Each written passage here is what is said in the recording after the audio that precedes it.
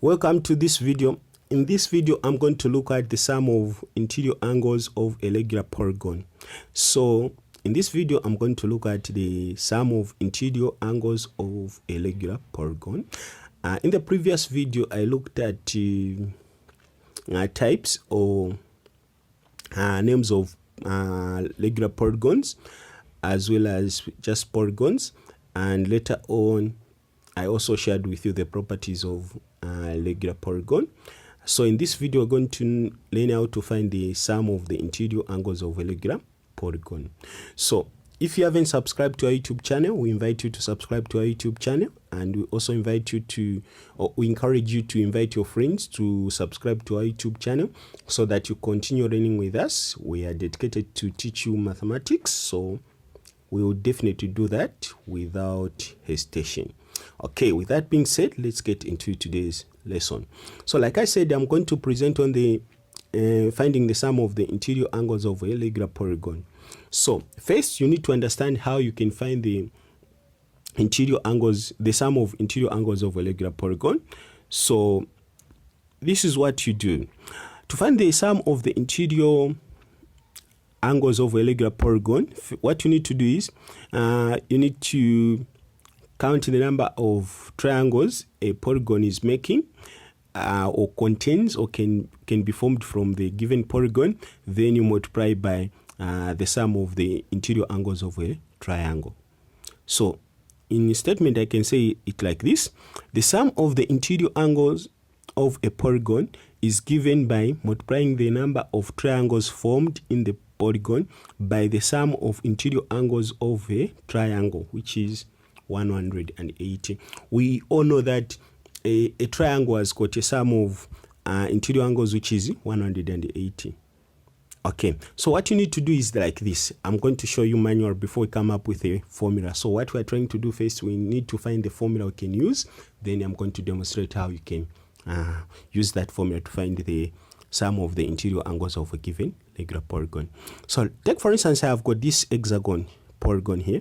I've got a polygon which is an hexagon, and it's a regular polygon. Okay, I remember the diagrams are not drawn to the measurements, so if you see the other side looks longer or the other side looks shorter, please bear with me that this diagram is not drawn to the measurement. Okay, so this is the hexagon I have. So the first question is, let's count the sides. How many sides does this hexagon has? So when you count, and I also count, I've seen that there are 6 sides. So this hexagon has got 6 sides. Okay, now it has got 6 sides. So how many triangles can be formed from this side 6-sided polygon? Okay, let's see cut them out. So we have got this, as you can see, that is a triangle formed, and when you cut here, we will form a triangle. We cut here, we are going to form a triangle. Now we have formed 4 triangles in that hexagon shape. Let's count together. That is 1, 2, 3, 4. So there are 4 triangles that have been formed. So we are saying in a polygon which has got 6 sides, there will be 4 triangles. In a polygon with 6 sides, there will be 4 triangles. Okay, then let's look at a different polygon so that we be sure. Let's look at least 2. So let's look at the second one. So this is the polygon we have. It's a regular polygon. Please, as usual, this diagram is not drawn to the measurement. So please, if you see the other side is longer and the other one is short, like I said earlier on, bear with me. They are not drawn to measurements. Okay, so let's count the sides of this polygon we have drawn here. So it has got 8 sides. This polygon has got 8 sides. Okay, it has 8 sides. So that's a fact. It has 8 sides. Everyone can count and you'll find that there are 8 sides. Now let's cut out the triangle in this polygon. Okay, we have that. As you can see, on the right side we have formed a triangle. We can also form another triangle there, and another one there, then another one here, and the other one there.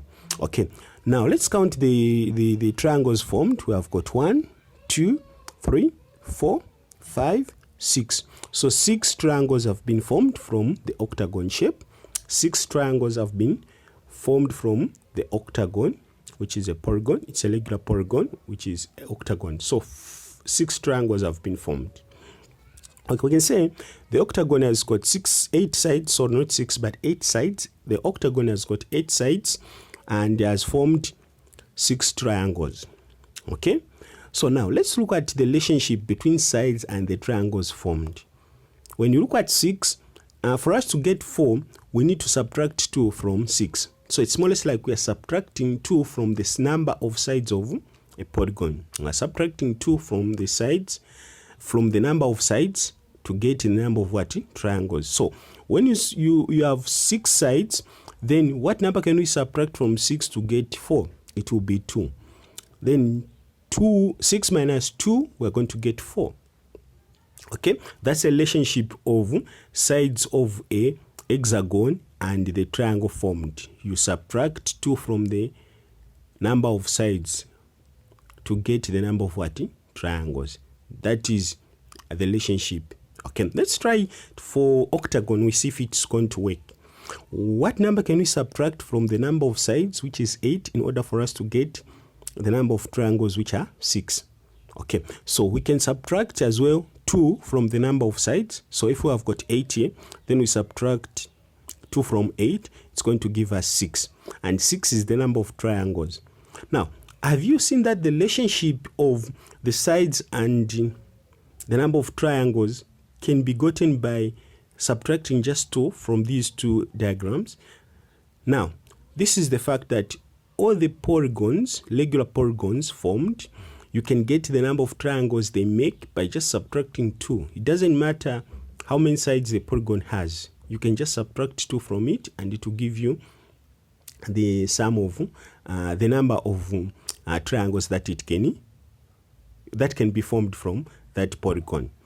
Okay, now from this we can come up with a formula which we are going to generalize that the number of sides will be represented by n. So we can write, we open bracket to say n, then we subtract 2 from n, which is minus 2. Now remember, n is standing for the number of sides of a polygon. So when you're given a polygon, you just count the number of sides, then where there is n, you put the number of sides. Then how can this n minus 2 help us to find the sum of interior angles? So we also learned that the sum of interior angles of a triangle add up to 180. So the 3 angles in a triangle should give you a sum of 180, not more and not less. Okay, so since each triangle contains 180 degrees, okay, so we can multiply the number of triangles formed in a given polygon by 180 degrees, because each triangle add up to 180 degrees. So therefore, when we find the number of triangles that can be formed in a given polygon, then we can multiply that by 180 degrees. Now, this is the formula that we can use throughout to find the total sum of the interior angles of a regular polygon, whichever polygon is given. Okay, so the formula we can use is this one I've written in purple, which is n minus 2 multiplied by 180 degrees. And that is the formula we're going to continue using. I hope you have understood how we have arrived at this formula, which is open bracket n minus 2 close bracket times 180 degrees. If you haven't, we will be glad to respond to your questions in the comment section. Otherwise, let's go now a step further. Okay, so let me just remove this. Okay. Now, once we have done this, now let's solve at least 3 questions. Okay, so find the sum of interior angles of the polygon given below. Now, since we have come up with a formula, the one we can see in purple, now let's find the sum of interior angles of the given polygon. So we have got these 3 polygons. Okay, so we have got a pentagon, we have got a square, and we have got a decagon. Okay, so now let's use that formula to find the sum of the interior angles of the pentagon, square, and decagon. Okay, let's start with the pentagon. So we are going to use the formula, the formula we made. Okay, now this is a standard formula to find the sum of interior angles. This is the formula that is used everywhere in the world, and this is the acceptable formula. If you use it in an exam, it's acceptable. I just took time to explain on how this formula is made. Okay, so once you have made this formula, once you have written the formula, now you need to replace n by the number of sides. Now let's look at the shape pentagon, the first one. Okay, pentagon, it has got 5 sides. Okay, so where there's n, we're going to put 5 like this. Then we're going to subtract 2, and then multiply by 180. Okay, once we've done that, then we're going to subtract 5 minus 2 will give us 3. Then 3 multiplied by 180. Then when you multiply that, it should give you 540 degrees. That is the sum, the sum of interior angles of a polygon. Okay, that's how you find the sum of the interior angle of a polygon. Okay, let's come to the square. We are going to write the formula again, which is n minus 2 multiplied by 180. Then once we have done that, then we are going to replace where this n, we're going to replace the number of sides. We have got there, it's 4. Then 4 will be subtracted by, we are going to subtract 2 from 4. So it's going to be like that. Then we multiply by 180. Then once we have done that, then we're going to do the actual subtraction, which is 4 minus 2 will give us 2. 2 times 180, that will be the next expression there. Okay, so 2 times 180 will give us 360. So the sum of the interior angles of a square is 360 degrees. 360 degrees.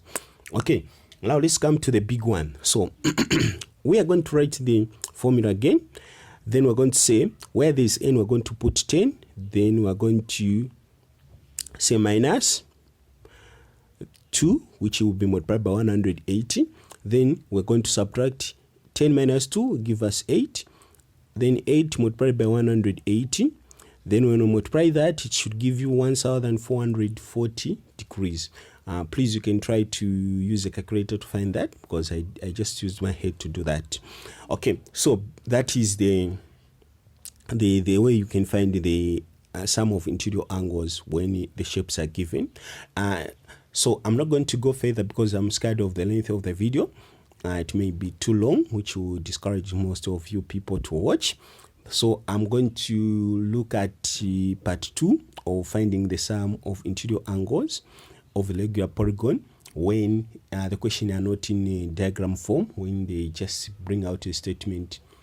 Okay, so expect lesson 2 today. I'm going to upload that video as well. So thank you so much for watching. It has been easy learning Z Mathematics. The future is bright. See you in the next video, and God bless you.